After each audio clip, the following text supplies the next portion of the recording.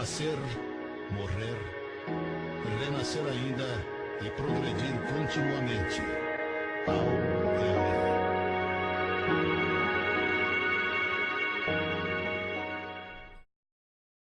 Nós chegamos ao ponto culminante do programa de hoje, né? Quando eu digo culminante, né, Eurípides? É porque a partir de agora nós contamos com o nosso convidado, né? O Roberto César dos Santos, lá da instituição Nosso Lar, fazendo palestras aí por toda a cidade de Araçatuba, cidades da região já também, Aracanguá, né? Birigui, né? Aí, Roberto, né? Buritama também, né? E as pessoas, onde ele vai, as pessoas gostam muito da sua palestra, viu? O Tenente Paulo Lúcio lá gostou muito, inclusive, né, da sua participação lá em Birigui, né? E o Roberto vai falar pra gente: dificuldades são cercas de Deus para que erremos menos, né? Roberto César dos Santos, vou ouvir primeiro os seus cumprimentos. Boa tarde a todos. Que Jesus possa nos amparar neste momento e principalmente fazermos-nos compreendidos por todos. E beleza, com certeza pela sua didática e tal, as pessoas vão entender sim, perfeitamente, né? Roberto César dos Santos, eu vou deixar os microfones então, fazendo meio diferente. Às vezes eu ficava aqui do lado, aqui interrompendo e tal, né? Muita gente gosta, mas vou mudar um pouquinho, às vezes faz de um jeito, às vezes faz de outro.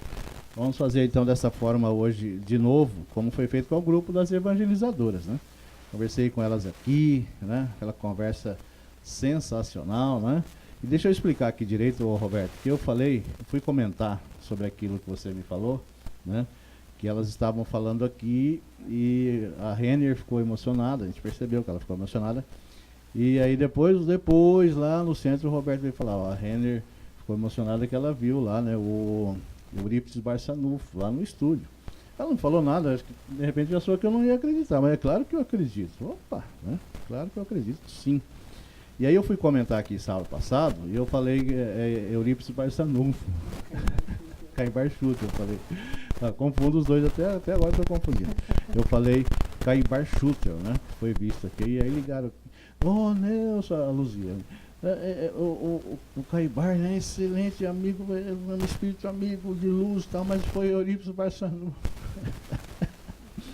Logicamente, eles estavam falando de Eurípides Barçanufo, né? Aqui, elas falaram, né? Então tá aí, foi visto aqui em nossos estúdios, né? Com as evangelizadoras que participaram aqui. E eu acredito sim, às vezes não me falaram nada porque achou que eu não ia acreditar, mas é óbvio que eu acredito, vixe, né? E muito, né? Acostumado, espíritos famosos, vamos dizer assim, serem vistos em vários lugares, né? Vários locais do qual eu estou. Eu, infelizmente, eu não vejo. Infelizmente, eu não vejo. Roberto César, eu vou deixar os nossos microfones à sua inteira disposição, tá? Fica tranquilo, fica à vontade aqui para fazer a sua explanação, certo? Obrigado, Nelson, pelo carinho e pela disponibilidade da gente estar podendo falar um pouquinho do Evangelho.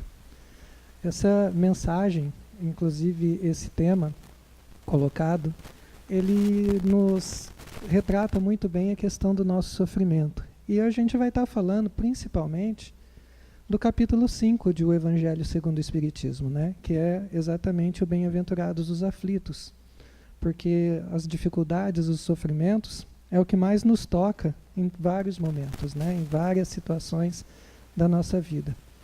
E aí eu, pegando algumas informações, eu garimpei essa frase. Infelizmente eu não me recordo exatamente de onde eu tirei, eu sei que é de um texto do Chico, mas que vem bem a calhar em tudo isso, né? Que o sofrimento nada mais é do que são essas cercas, essa necessidade que a gente tem de ser muitas vezes conduzido para que a gente possa errar sempre menos, né? Porque a dívida já é grande lá do outro lado, né? Então a gente precisa se conter um pouco em muitas ocasiões para que a gente não aumente os nossos débitos, as nossas dívidas, e assim a gente consiga sair da situação em que nos encontramos. E a gente começa exatamente com uma mensagem que nos toca muito fundo o coração, que é o Sermão do Monte, que segundo alguns estudiosos, só o Sermão do Monte já bastaria como princípio de vida para todos nós que aqui estamos. E Jesus faz uma colocação muito bonita quando ele fala o seguinte: bem-aventurados os que choram, porque serão consolados. Bem-aventurados os que têm fome e sede de justiça, porque serão fartos. Bem-aventurados os que padecem perseguição por amor da justiça, porque deles é o reino dos céus. Bem-aventurados vós, os pobres, porque vosso é o reino de Deus. Bem-aventurados os que agora tendes fome, porque sereis fartos. E aí a gente vai buscar, como sempre, a significação de muitas coisas que Jesus deixou, da mensagem que Jesus deixou para a gente. E a gente às vezes não entende, né? Por que é bem-aventurado aqueles que choram? Se a gente for procurar pesquisar o significado do que seja bem-aventurado significa feliz. Feliz aqueles que choram. Pode parecer um paradoxo, um contrassenso, uma situação dessa. Como que alguém pode ser feliz por estar chorando, por estar passando por uma certa dificuldade? E aí isso nos remete a uma questão relacionada à dor, né? O que é a dor? O que significa a dor? Então a gente foi atrás para identificar que a dor é um estímulo nervoso indicando que em algum lugar alguma coisa não está bem. Ou seja, quando a gente sente dor em algum lugar do nosso organismo, do nosso corpo, nós percebemos que alguma coisa não está legal. O que a gente faz imediatamente? A gente procura uma solução. O sofrimento nada mais é do que isso. É alguma coisa que nos está fazendo sofrer e que nós precisamos, de alguma forma, de algum jeito, diminuir essa situação, de melhorar essa condição em que nós estamos passando. Então a dor, na verdade, é uma bênção que nós recebemos para que a gente possa mudar o rumo, mudar a direção. Se você estiver fazendo uma atividade física e de repente você sente uma fisgada na perna, você sente dor. Você para, você vai fazer um alongamento, você vai cuidar do seu corpo naquele momento. Porque se você continuar, o que vai acontecer? Vai piorar a sua situação. Aquela lesão ela pode ocasionar um problema ainda maior. E assim, todo sofrimento nada mais é do que um indicativo. Olha, você está fazendo alguma coisa errada, você tem que mudar a sua disposição. Você tem que mudar o seu foco, você tem que mudar o rumo, porque senão algo muito pior vai te acontecer. Então você tem que tomar todo esse cuidado. E nós vemos também que quando Jesus fala a respeito do poema das bem-aventuranças, ele fala a respeito de justiça, né? E o que a gente entende por justiça? Nós, como seres humanos ainda extremamente imperfeitos, entendemos a justiça como uma punição, como uma vingança, né? Nós queremos vingança, nós queremos que aqueles que nos feriram, nos maltrataram, cometeram qualquer ato contra a gente, que eles sejam punidos. E, na verdade, justiça não tem a ver com isso. Justiça ela tem por finalidade a harmonização entre os seres. Ela tem por finalidade fazer o ajuste entre as pessoas para que todos possam ter os mesmos direitos, porém os mesmos deveres. Então a justiça ela tem essa finalidade. Então a gente não aceita muito bem essa informação, porque a gente confunde a justiça com punição, com vingança. Por quê? Porque nós ainda somos seres extremamente imperfeitos, apegados demais à questão da matéria, né? Somos extremamente materialistas e queremos resolver o problema do nosso jeito e não queremos que Deus se intrometa em momento algum. Porém, a justiça divina, ela é perfeita em todos os instantes, assim como Deus também é perfeito. E Jesus finaliza esse sermão dizendo: mas ai de vós ricos, porque tendes no fundo a vossa consolação. Ai de vós, os que estáis fartos, porque tereis fome. Ai de vós, os que agora rides, porque gemereis e chorareis. Ou seja, Jesus coloca que aquele que mais se preocupa em ter do que ser, ele vai ter muito mais dificuldades quando partir daqui do plano físico e retornar ao plano espiritual. Porque passará por extremas dificuldades, porque aquele que só procura gozar, aquele que só procura as coisas efêmeras do nosso mundo, com certeza é o que vai restar. Tem uma frase de um indiano chamado Satya Sai Baba, que ele diz uma coisa muito interessante. Se você ler para passar o tempo vai passar e nada mais vai restar. Ou seja, tudo aquilo que a gente lê, tudo aquilo que a gente procura aprender, que a doutrina espírita nos ensina, ela precisa ser praticada na sua amplitude, em todas as situações da nossa vida. E nós, infelizmente, nos inquietamos pela ansiedade de possuir, né? Nós temos muito apego à beleza, à posição, a títulos, né? Nós sempre estamos nessa briga entre o espiritual e o mundo físico. Nós sempre estamos nessa luta constante no nosso dia a dia, né? E a gente, às vezes, se pega numa situação desagradável, que a gente dá tanta atenção a tudo que é material, sempre a gozar na nossa vida, e a gente se esquece que nada que nós temos hoje diante de nós, ou achamos que temos a posse, nos pertence de verdade. Haja visto que nem o corpo nós levamos quando desencarnamos, né? Quando desencarnamos, deixamos o corpo lá no cemitério, né? Então nada nos pertence de verdade. Muitos acreditam que, inclusive, mas meu pai, minha mãe, meu filho, meu carro, minha casa. No momento em que você parte desse mundo, nada mais te pertence, né? Então às vezes a gente se apega muito a essas questões do ter e se esquece de ser, né? A necessidade de nós sermos mais responsáveis, de nós sermos mais altruístas, de sermos mais pacientes, de sermos pessoas, cidadãos melhores a cada dia.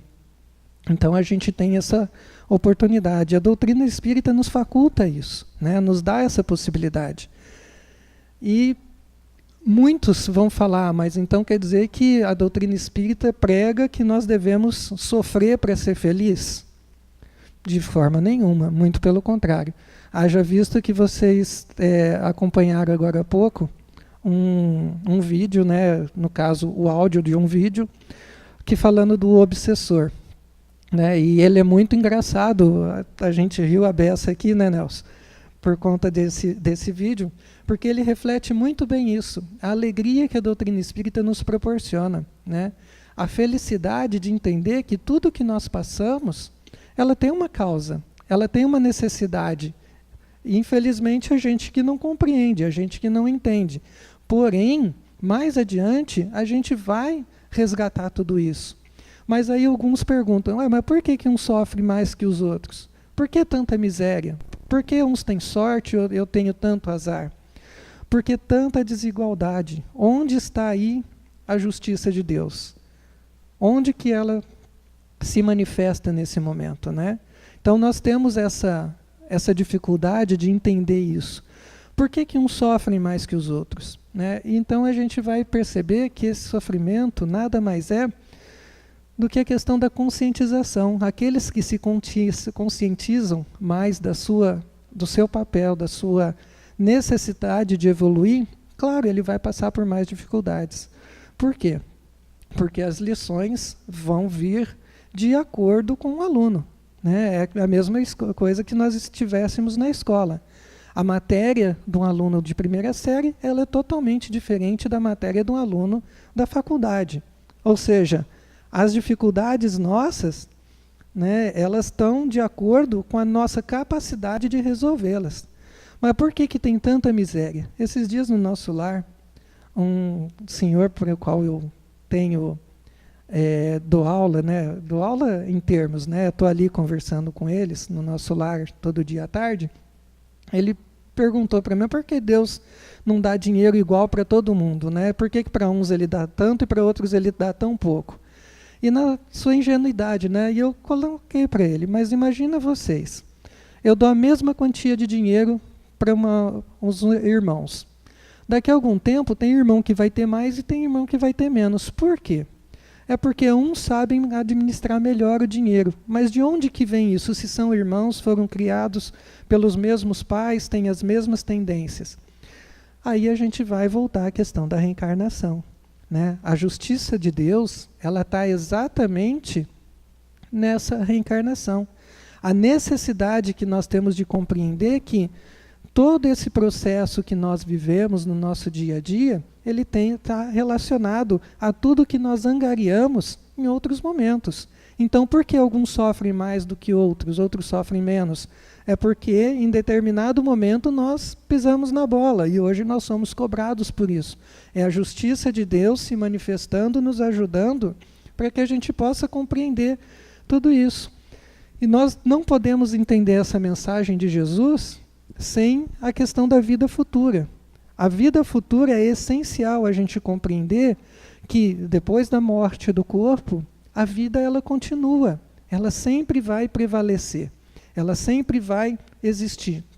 Muitos não acreditam nisso, né? Infelizmente, mas quando desencarnar a gente conversa a respeito disso, né? Então a vida futura, ela precisa ser interiorizada, ela precisa ser compreendida no nosso dia a dia, né? Então a gente precisa entender que toda a mensagem de Jesus, ela está indicando que a vida futura ela existe, porque ele fala o seguinte: bem-aventurados os que choram, porque serão consolados. Ou seja, bem-aventurados aqueles que sofrem agora e sabem sofrer dignamente, porque lá adiante eles serão recompensados por toda essa dor, por todo esse sofrimento. É a mesma coisa que você está numa escola. Você vai passar por todas as dificuldades de aprender, de desenvolver a sua capacidade intelectual, para no futuro você receber o seu diploma. É assim o nosso processo evolutivo, né? Nós estamos aí todos nessa caminhada, nessa jornada. Só fazendo aqui um parênteses, o Nelson pediu para mandar um abraço para quem nos acompanha pelo site www.bandiata.net, né? O nosso abraço, está aqui o nosso carinho para todo mundo que está nos ouvindo nesse momento. Então, tudo na nossa vida é um processo, né? E a gente tem que entender que Deus é soberanamente justo e bom. E aí a gente pergunta, será que a gente sofre sem merecer? Será que alguém que está aqui sofre sem estar merecendo esse sofrimento? E aí a gente vai pensar de uma forma bem filosófica a respeito. Deus é onipresente, é onipotente, é onisciente. É onipresente porque Ele está em tudo, está em todo lugar. Ele é onisciente porque Ele sabe tudo. E Ele é onipotente porque Ele pode tudo. Ou seja, a gente pode entender nesse caso que não há nenhum lugar, nenhum espaço onde Deus não esteja presente. Porque se Ele é onipresente, Ele está em todos os lugares. Portanto, Ele sendo justo e bom, o bom e a justiça está presente junto com Deus em todos os espaços. E aí a gente se pergunta, mas e aquela pessoa, o mal? O mal não existe? Aí que está. Se nós admitirmos que o mal existe, então Deus não vai estar presente naquele lugar. Por quê? Ele é justo e bom e está presente em todos os lugares. Mas então, se o mal não existe, o que são todos esses sofrimentos, essas dores, esse pessoal que comete crimes, que faz a maldade e tudo mais? Na verdade, o que nos ensina Kardec é que o mal nada mais é do que a ignorância do bem. Então, Deus sendo justo e bom, tudo aquilo que nos acontece só pode ser justo e bom. Né? Então, uma questão filosófica que às vezes nos dá um nó na cabeça, mas é perfeitamente compreensível. Em Deus estando presente em tudo, em todos os lugares, tudo que nos envolve só pode ser justo e bom. E o Espiritismo, ele vem como esse consolador, né? O consolador prometido por Jesus, porque ele nos mostra a sobrevivência do Espírito, e nos mostra não simplesmente com palavras. A doutrina espírita, ela vem de fatos científicos comprovados, né? Haja visto que existem estudiosos que não são espíritas que comprovam a sobrevivência do espírito. Né? O mais célebre que dentro da doutrina espírita é mais divulgado é o William Crookes, que fez um trabalho magnífico com o espírito Kate King, ou seja, a materialização de um espírito, e recebeu deboche da comunidade científica da sua época. Então a gente entende que a doutrina espírita, ela é o consolador, porque ela nos mostra que a sobrevivência do espírito é um caso patente, não é uma suposição filosófica ou uma ideologia. Muito pelo contrário, ela é comprovada cientificamente. E o processo da reencarnação, ou seja, todo o sofrimento, toda a dor, tudo que passamos, está relacionado à justiça que a reencarnação nos comprova, né? Por quê? Porque a reencarnação nos demonstra que em determinado momento nós precisamos passar por determinadas dificuldades. Aí você vai me falar, então quer dizer que existe um determinismo na nossa vida. Não, não existe um determinismo. Porque segundo o apóstolo Paulo, ele nos fala o seguinte, que o amor cobre a multidão de pecados. Ou seja, todo o bem que nós fazemos, tudo aquilo que nós praticamos, ele vai beneficiar para que a gente possa ter amenizado as nossas dores, os nossos sofrimentos, as nossas angústias. Porém, nós precisamos muitas vezes das cercas, né? Nós precisamos de limites para que a gente não ultrapasse algumas situações que possam nos trazer dores maiores. Se a gente se lembrar de Jesus, na sua mensagem, ele sempre colocou o seguinte, vás, né? Depois que ele consertava a vida da pessoa, vás, e não peques mais, porque senão algo muito pior pode te acontecer. O que ele quis dizer com isso, né? É que a gente tem que, a partir do momento que a gente tem esse conhecimento, a gente tem que buscar fazer sempre o melhor. E tem uma mensagem belíssima do livro Nosso Lar, que às vezes a gente lê, né? Como eu disse logo atrás, a gente lê para passar o tempo passa e a gente, né, não percebe as lições que não são deixadas. E Ricardo, que é o espírito que está reencarnado, que é o marido da dona Laura, ele retorna, ele está com 5 anos de idade no mundo físico, e ele retorna para conversar com a sua família. E logo no finalzinho, a hora que ele volta, ele está voltando, ele diz uma frase que até hoje me marcou muito, que diz o seguinte, roguem a Jesus, para que eu nunca disponha de facilidades na terra. A facilidade nunca ensinou nada para ninguém. Olha a lucidez desse espírito, pedindo para que as dificuldades possam ser essas portas da salvação dele, né? Da salvação da sua condição de espírito, para que ele possa ter condições de resgatar todo o mal, tudo aquilo que ele fez. E também a dona Maria João de Deus, no livro Cartas de uma Morta, ela faz um comentário com o Chico que, para mim, é um bálsamo, né? Que ela diz o seguinte, a vida é amarga, mas é passageira, né? Então a gente tem que aproveitar essa oportunidade que a vida dá. Nós sabemos das dificuldades, de tudo que ela nos oferece, porém a gente tem condição de melhorar, a gente tem condição de fazer o nosso melhor. E ela é passageira, vai passar, né? Tudo vai passar. E nós temos que entender o seguinte, toda dor que nós passamos é um processo para que a gente chegue no fim, que é a perfeição. Aí a gente, né, divulga amplamente dentro da casa espírita o seguinte, a dor é necessária, mas o sofrimento é opcional. O sofrer com a dor é opção nossa, né? A gente pode estar passando por dificuldades, mas estampar um sorriso no rosto e seguir em diante, né? Por quê? Porque mais para frente eu vou ser consolado pela forma como eu estiver passando por toda essa dificuldade. E essa questão do processo, ela é uma dificuldade tão inerente do ser humano pelo seguinte, né? Nós, por exemplo, nós queremos ser mais magros, né? Só que a gente não quer passar pelo processo do regime. Nós queremos atingir alguns objetivos, só que não queremos passar pelo processo do estudo, da dificuldade, do aprendizado que isso tudo nos proporciona. O que a gente tem que entender, o que mais vale na nossa vida, É o caminhar, não é nem sempre o caminho, né? É o nosso caminhar, a nossa condição de seguirmos adiante. E sempre que melhoramos, toda vez que melhoramos, tudo em torno de nós melhora, né? Por quê? Porque são os nossos olhos que estão melhorando. Então nós vamos enxergar o mundo cada vez melhor. Só depende da gente, né? Só depende das nossas condições. E a par disso, desse processo, dessa nossa condição de ter sempre a possibilidade de melhorar, a gente pode entender por que que esse capítulo 5 de O Evangelho segundo o Espiritismo é tão importante.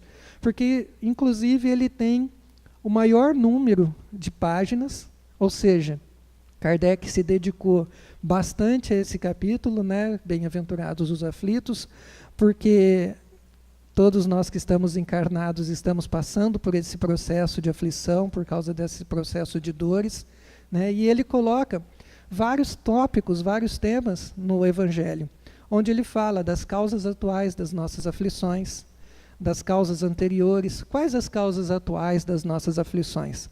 É a nossa incapacidade, muitas vezes, de admitir ou de aceitar esse processo que nós vivenciamos, né? Se nós somos seres humanos, estamos aqui passando por alguns momentos para que a gente possa aprender, então as causas atuais das nossas aflições estão relacionadas à forma como nós nos comportamos no nosso dia a dia, né? Então, a gente, se trata mal alguém, a gente vai receber esses maus tratos também, né? Então a gente tem que entender que as causas atuais estão relacionadas ao nosso comportamento cotidiano, que precisa ser melhorado. Kardec fala também das causas anteriores, nada mais é do que os erros do passado, erros de vidas passadas, né? Nós somos hoje santinhos, né? Né, Nelson? Mentira, né, Nelson? Infelizmente. Mas no passado, se a gente tem essas dificuldades hoje, imagina no passado. Hoje estamos melhor do que éramos ontem. Imagina como que a gente era então, né? Inclusive, quando a gente está passando por uma dificuldade, normalmente a gente usa aquela expressão, né? Eu joguei pedra na cruz, né? Muitas vezes essa é uma verdade que a gente está dizendo e nem se apercebe, né? O Nelson está falando aqui, às vezes a gente fez até pior. Pode ter certeza disso, né? Aí muitos se aborrecem quando a gente fala a respeito dessas causas anteriores, que foi mal que nós cometemos no passado, porque a gente não se lembra, né? Que a gente esqueceu o passado. Graças a Deus, não tem coisas que a gente gostaria de esquecer hoje do que a gente fez ontem. Imagina de todo o mal que a gente praticou no passado. Ah, mas então a gente está sendo punido por uma coisa que a gente nem se lembra do que fez. A gente não está sendo punido. Justiça não é punição, né? Como eu disse para vocês.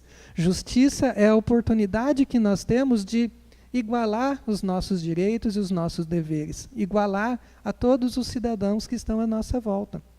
Então, o esquecimento do passado é uma oportunidade que a gente tem para a gente poder seguir adiante. O que aconteceu, aconteceu. A gente tem que partir a partir desse momento agora, né? Em outros casos, em outro capítulo, ele fala do motivo de resignação. Nós temos a capacidade de nos resignarmos. E, nesse momento, eu me lembro de um termo da física que é muito importante e ele está sendo utilizado pela psicologia, chamado resiliência. O que é a resiliência? É a capacidade de voltar ao estado natural, principalmente após uma situação crítica, fora do comum. Ou seja, nós temos a capacidade de voltar a uma situação natural nossa depois de uma dificuldade. Porém, nós nunca voltamos os mesmos, né? Voltamos sempre melhores. Claro, só depende da nossa capacidade de entender tudo isso. E Kardec discorre sobre vários temas, né? O suicídio, a loucura, o bem e mal sofrer, o mal e o remédio, a felicidade não é deste mundo, perda de pessoas amadas. Essa é uma das características mais fortes na doutrina espírita, né? Muitas pessoas sofrem por essa questão, pela questão da perda de pessoas amadas. né? Ah, meu pai morreu, minha mãe, meu filho, né, desencarnou. Então a gente sofre por conta disso, por causa dessa situação. Porém, a doutrina espírita como consolador, ela nos mostra que nós não perdemos nada. Simplesmente eles se transferiram de residência. Mais adiante nós vamos nos reencontrar, né? E Kardec faz uma colocação no livro Céu e Inferno muito oportuna, quando ele fala o seguinte: imagina, você está preso num cárcere com seus familiares. Em determinado momento chega o delegado com alvará de soltura de alguém e vai libertar essa pessoa. Você ficaria triste ou você ficaria feliz por essa liberdade, né? Então, ele está saindo do cárcere, ele está sendo liberto. Nós, enquanto estamos encarnados, nós estamos nessa condição, né, de estarmos presos, aprisionados aqui neste mundo onde nós passamos fome, nós temos necessidades fisiológicas, nós passamos inúmeras dificuldades. Porém, quando aqueles partem antes da gente, claro, a gente sente saudade, sentir saudade é natural e normal. Porém, a gente não pode se desesperar, porque mais adiante nós vamos nos reencontrar com esses entes queridos. Pode ter certeza disso, mas a gente tem que ter paciência, a gente tem que entender que Deus é justo, é bom, é perfeito em tudo que faz. Portanto, nós temos a capacidade de compreender tudo isso. Só depende da gente, né? Da gente poder admitir isso em nossas vidas e fazer sempre o melhor. É difícil? É extremamente difícil, né? Isso é para qualquer um. Não só para vocês que estão ouvindo, mas para mim também, que sou também um espírito imperfeito e que estou precisando de muitas lições também. Então, nesse sentido, nesse caso, vale para todo mundo, né? Nós temos que ter essa percepção de que a justiça de Deus, ela sempre vai se manter presente em nossas vidas. Só depende da gente, né? Da forma como nós nos conduzimos. E diante desse todo esse processo pelo qual nós passamos, que nós temos que passar, eu me lembro de uma história muito bonita, inclusive ela tem várias versões no YouTube, tem muitas mensagens que falam a respeito dela. É a história dos 3 conselhos. É uma história muito bacana porque ela fala a respeito de um casal de jovens recém-casado que morava numa pequena fazenda e eram extremamente pobres. E o marido se virou para a esposa e disse para ela: olha, eu quero te dar uma vida melhor. E para isso, eu vou precisar me ausentar daqui de casa, vou precisar ir para algum lugar para que eu possa trabalhar e conquistar algumas coisas. Porém, eu não sei quanto tempo isso vai durar. Eu só peço uma coisa para você, que você sempre se mantenha fiel a mim, porque eu sempre me manterei fiel a você. E vou para esse lugar, né, para trabalhar, para conseguir alguma coisa melhor para nós. E esse jovem foi embora, passou vários dias caminhando, procurando emprego, até que se deparou com um lugar numa fazenda, onde tinha o dono da fazenda estava precisando de alguém para trabalhar. E esse moço, né, que era bastante moço, falou para ele da sua necessidade de trabalhar e tudo mais. E o fazendeiro concordou em contratá-lo. Porém, o jovem, ele fez uma proposta para o fazendeiro. Ele disse o seguinte: eu queria fazer uma proposta para o senhor, que todo o meu salário o senhor guardasse. Enquanto eu estivesse trabalhando aqui, que o senhor me desse só algumas coisinhas para eu poder me manter. Porém, o resto o senhor guardasse tudo. Só que, no dia em que eu desejar, eu ir embora, eu pegaria esse dinheiro e voltaria para o meu lar. O senhor concorda com isso? E o fazendeiro concordou com essa história, com essa situação. Ele achou interessante. E o rapaz se mostrou valoroso trabalhador. Trabalhava muito, com muito afinco, né? Era uma pessoa muito dedicada, e o fazendeiro se afeiçoou muito a esse rapaz. Passaram-se alguns anos, e o rapaz, que já não era tão mais rapaz naquele momento, afinal haviam se passado 20 anos que ele trabalhava na fazenda. E esse rapaz, ele, que não era mais rapaz, resolveu voltar para sua casa, para para os braços da sua esposa. E falou para o fazendeiro, olha, eu gostaria de voltar, então eu queria pegar o meu dinheiro e voltar para minha casa.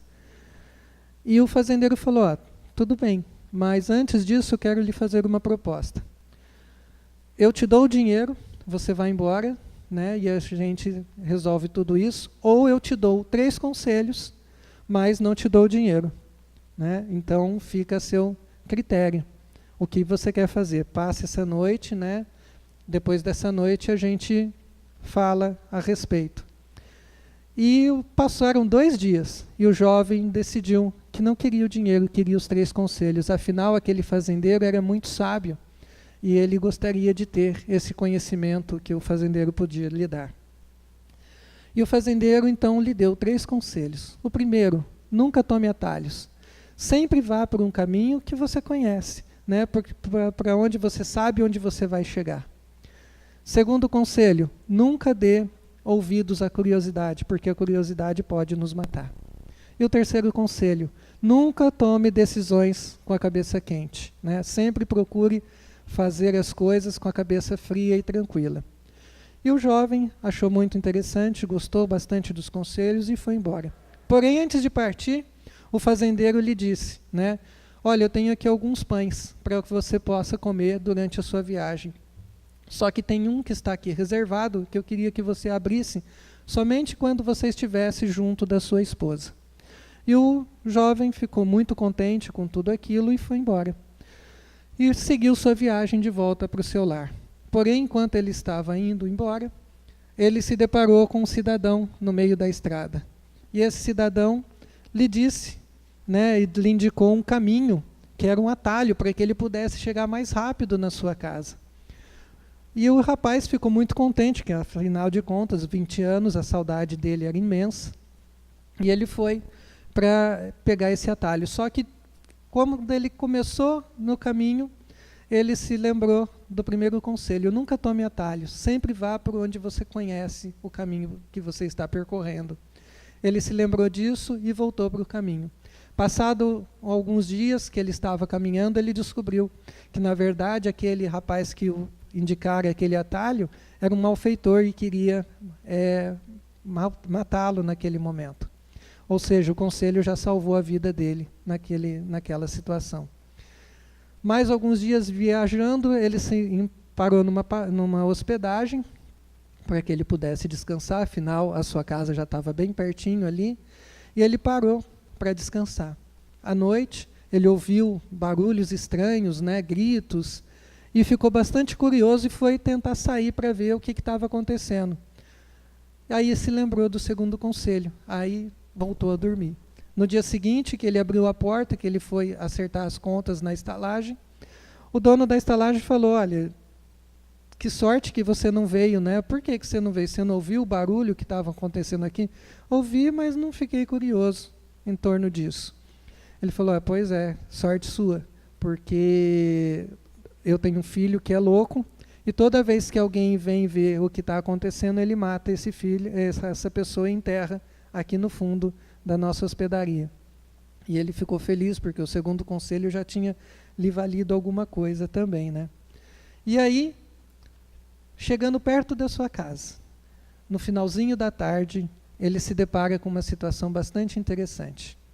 Ele olha e vê a sua esposa, né, sentada na varanda, só que ela mexia no cabelo de um homem que estava deitado no seu colo. E ele ficou muito escandalizado com aquilo e falou, né, nossa, eu fui fiel a ela durante esses 20 anos e ela está com outro homem. E ele saiu no ímpeto de matar os dois, o homem e ela. Mas ele se lembrou do terceiro conselho, para nunca tomar decisões precipitadas. Resolveu descansar. No dia seguinte, ele iria lá, bateria na porta e voltaria para o trabalho lá com o fazendeiro.